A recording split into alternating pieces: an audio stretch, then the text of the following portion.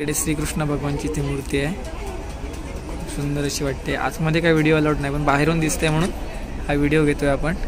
या मंदिराचे जे खांब आहेत ना, या खांबावर ना वेगवेगळे नक्षीकाम केलेलं आहे आणि नक्षीकाममध्ये ना इथे बघा गणपती इथे साकारण्यात आलेला आहे। हा बघा, तर हे आहेत मंदिराचे कळस।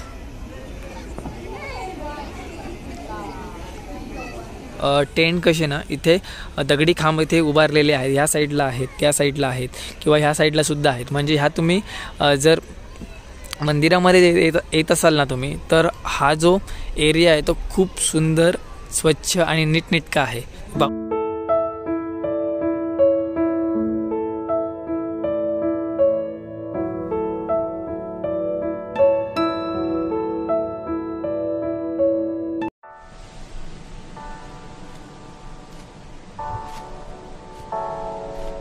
नमस्कार मित्रांनो, मी शेत चव्हाण सहज स्वागत करतो मॅड चॅनलवर शेत चव्हाणच्या नावाने आहे। आज मी तुमच्यासाठी पुन्हा एकदा एक नवीन व्हिडिओ घेऊन आले। तर आज दिनांक 14/11/2024 रोजी मी आहे पुण्यामधला आपला तिसरा दिवस आहे। आज आपण चाललो आहोत म्हणजे श्री स्वामीनारायण मंदिरामध्ये, नरेगावामध्ये आहे। हे पुण्यामध्येच आपल्या घरापासून म्हणजे हिंजवडीमधून ते त्या मंदिरापर्यंत जाण्यासाठी 21-22 किलोमीटरचा प्रवास आहे। तर तिथे आपण जाणार आहोत, तर त्या मंदिराला पण भेट देणार आहोत आज।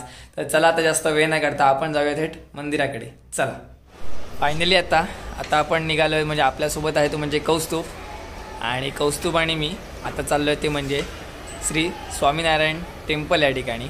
आणि इथून ते तुम्हाला मी सांगितलं 20-22 किलोमीटरचा अंतर आहे, तिथे आपण जाणार आहोत।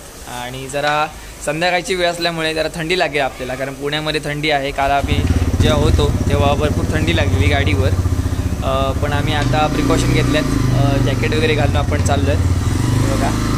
आणि चला आता डायरेक्ट जाऊया तिकडे, आणि थोडासा रस्त्याचा पण आपण प्रवास बघूया कशा प्रकारे आहे तो। चला,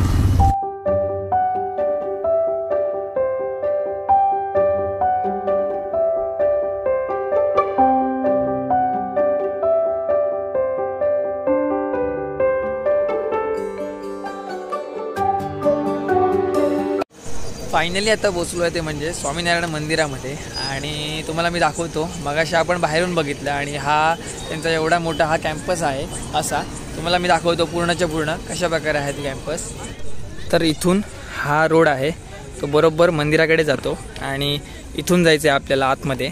आणि त्यानंतर इथून 4 व्हीलरची पार्किंग आहे म्हणजे खाली, आणि 2 व्हीलरची पार्किंग ही बघा इकडे आहे, इथे करावी लागते पार्क।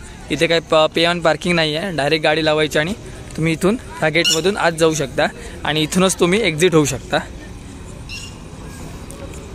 हे बघा बाहेरून खूप सुंदर असं दिसतंय मंदिर, लाईटने सजवलेलं। तर मित्रांनो, हे बघा असा हा रात्रीचा सुंदर असा नजारा दिसतोय आपल्याला, लाईटिंगने सजलेलं हे श्री स्वामीनारायण मंदिर हे बघा। आणि इथे आता भरपूर लोक आली आहेत हे मंदिर पाहण्यासाठी। तर मंदिरामध्ये वरती जाण्यासाठी अशा ह्या भल्या मोठ्या इथे पायऱ्या आहेत, त्या पायऱ्या चढून वरती मंदिरावर तिथे जावं लागतं। तर मला मंदिरामध्ये हा समोरचा बोर्ड आहे, की आरती किती वाजता, ते मंदिर दर्शन किती वाजता आहे ते बघा। आणि इकडे काय काय अलाउड आहे काय काय नाही ते।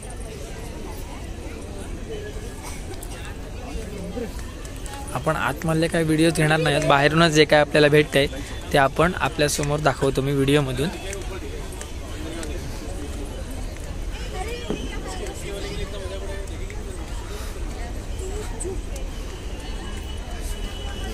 बघा खूप सुंदर असं मंदिर आहे, आणि खूप भारी वाटतंय।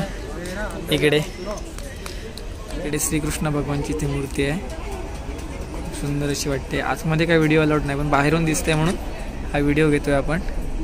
आणि आतमधलं तुम्ही बांधकाम पाहू शकता या मंदिराचं, खूप भारी वाटतंय।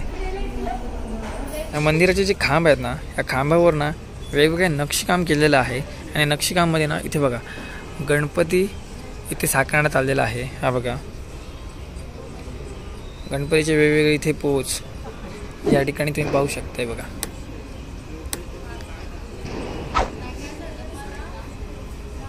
खांबावर इथे कृष्ण आहेत, त्यानंतर इकडे या खांबावर तुम्हाला दुसऱ्या देवतांची तुम्हाला मूर्त्या पाहायला भेटणार। हे बघा म्हणजे प्रत्येक इथे काम आहे ना ते बारकाईनं केलेलं आहे. तुम्ही पाहू शकता इकडे ह्या साईडला सुद्धा गणपती आहे. त्यानंतर ह्या साईडला सुद्धा ना वेगवेगळ्या प्रकारचे जे देवदेवता आहेत ना त्यांचे इथे मूर्तिकाम आहे.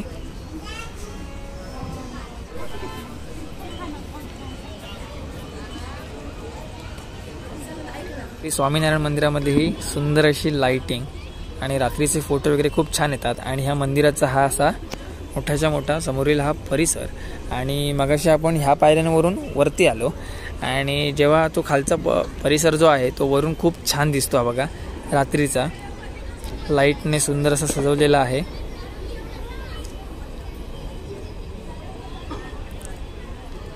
या ठिकाणी मंदिराची ही मागची बाजू आहे. तर मागची बाजू तुम्ही पाहू शकता. हे बघा आता लाईट आहे म्हणून ही खूप भारी वाटते, पण सकाळच्या टायमिंगला हे मंदिर खूप उजेडामध्ये दिसेल. म्हणजे कसं आहे ते तुम्हाला मी हे सकाळी चाल्यावर तुम्हाला समजेल. आणि त्यानंतर समोर ना इथे गार्डन आहे आणि गार्डनच्या एरियामध्ये ना कोणाला प्रवेश करू नये म्हणून असं बोर्ड लिहिलेलं आहे इकडे.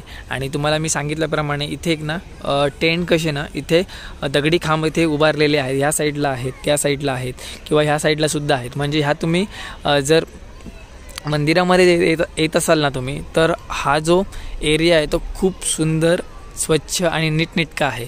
पाहू शकता इथे रात्रीची सुद्धा गर्दी आहे.